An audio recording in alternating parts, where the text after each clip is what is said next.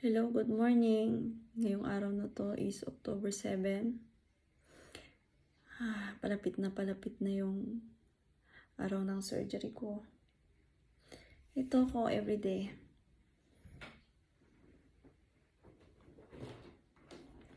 Monday na yun.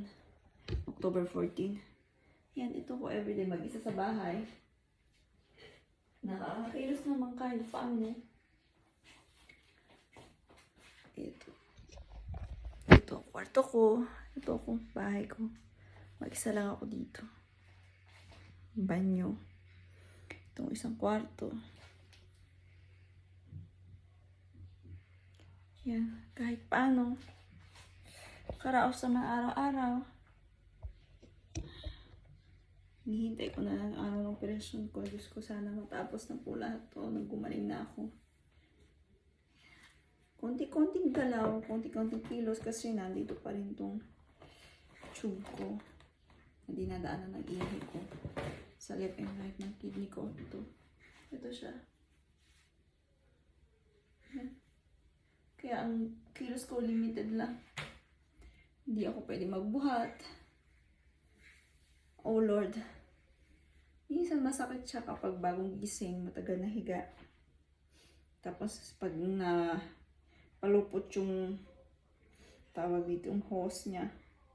Kaya hindi siya makadali, masakit. Nararamdaman ko. Ito dito, masakit minsan. Lord, tulungan niyo po ako. Dati takot na takot ako nung dumating yung araw ng surgery ko. Pero ngayon parang na-excite ako kasi sa isip ko pagkatapos nun magiging okay na lahat dahil tutulungan ako ni Lord. Alam ko, nandyan lang siya. Ganyan ako araw-araw, nililibang ko sarili ko, tinatawagan ko pamilya ko, nanonood ako ng movie sa cellphone, ganun.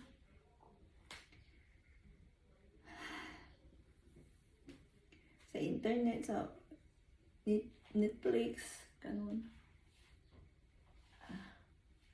Facebook, naglalaro ng games, lahat na nagawa ko. Pero sobrang wala talaga akong ginagawa sa whole day. Ngayong araw na ito maglakad sana ako, kaso umuulan. Hindi ako makalabas. Pwede. Ayan, hinihintay ko lang sana, Diyos ko, matapos na to. 1 week pa, 1 linggo na lang. Ay. Matatapos din to, alam ko. Gabayan ako ni Lord. Andyan lang siya. Andyan lang si Lord. Magtiwala lang tayo lagi. Hindi tayo pababayaan niya. Kaya ako, titiwalaan tayo. Wala talaga ako na pagkatapos ng surgery ko tapos na to. Papagaling na lang ako.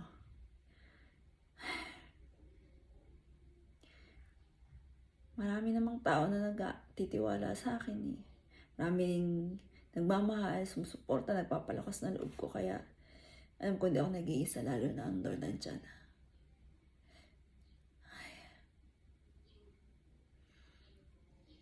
Lalong lumalakas ang paniniwala ko sa Kanya, lalo na sa ganitong pagkakataon. Dahil ang dami din niyang ginawa para sa akin. Sa ganitong pagkakataon, kailangan ko siya talagang hindi siya nawala. Ginabayan niya ako, tinulungan niya talaga ako, totoo talaga. Kaya magtiwala talaga tayo kay Lord. Andyan lang siya. Hindi niya tayo pababayaan. Ito ang update ko araw-araw. Ganito ako araw-araw. Mag-isa sa loob ng bahay. Lakad-lakad, kain, tulog. Pagkakain ko, bakit ako inaantok na? Wala akong iniinom na gamot dahil hintay ko lang yung surgery ko, ganun.